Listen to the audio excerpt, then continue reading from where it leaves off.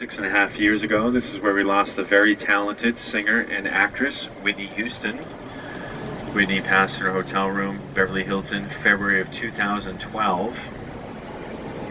Otherwise, February is a huge month for the Beverly Hilton. Every year since 1961, that's where they've hosted the Golden Globes. Golden Globes give out awards every year in television and film, whereas the Emmys coming up next month, just television. The Oscars, the Academy Awards a few months ago, just film. The Golden Globes combines the two. Over to our right-hand side now is the Waldorf Astoria, brand new hotel, just opened last year.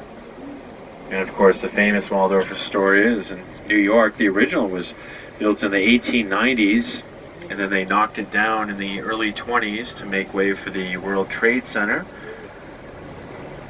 And they rebuilt the Waldorf Astoria where it is now, Midtown Manhattan, in the 1930s, but it's always been equated to luxury as the Waldorf Astoria Company. It's now owned by the Hilton Corporation, so they built it right next door to the Hilton.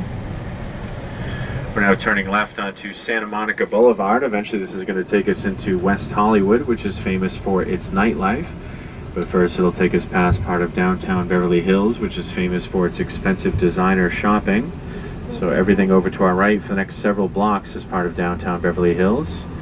Most of the streets here are named for British royalty, like Roxbury Drive, Camden Drive, Bedford Drive, Beverly Drive, Linden Drive, and so forth.